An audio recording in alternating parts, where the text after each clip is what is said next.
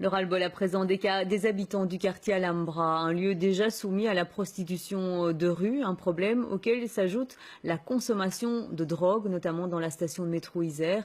Régulièrement, il y a des opérations de nettoyage, mais ça ne suffit pas. Ce que les habitants veulent, c'est une solution durable. Jean-Christophe Pesès et Nicolas Kenhardt.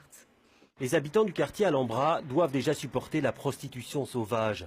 Mais depuis quelques mois, ils font aussi face à la présence de toxicomanes. Ce riverain nous emmène à la station de métro Isère, c'est là qu'ils se rassemblent. Elle vient d'être nettoyée, mais très régulièrement squattée par des consommateurs de drogue. Ils urinent ici, ils se droguent, ils se piquent ici. Donc on les voit régulièrement. En descendant par l'ascenseur, vous tombez simplement sur 5-6 personnes en train de se droguer ou voire en train de dealer. Et puis régulièrement, les gens qui prennent le métro se font accoster par ces personnes droguées dans le métro. Pour dénoncer cette situation, le comité de quartier vient d'écrire une lettre ouverte au ministre de la Mobilité Pascal Smet, demandant une solution structurelle à ce problème. Ce n'est pas la première fois qu'il la réclame, mais jusqu'ici, même si des actions ponctuelles ont été menées, le problème persiste.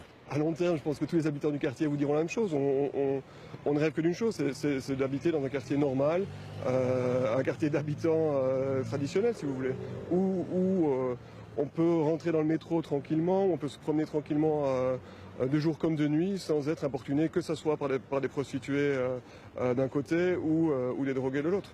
L'autre jour encore, j'ai discuté avec un voisin, il y avait quelqu'un qui était en train de se piquer à 5 mètres de nous.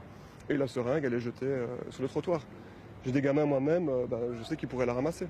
Pascal Smet annonce de nouvelles réunions entre la ville, la région, l'ASTIB et les associations du quartier pour évoquer ce problème.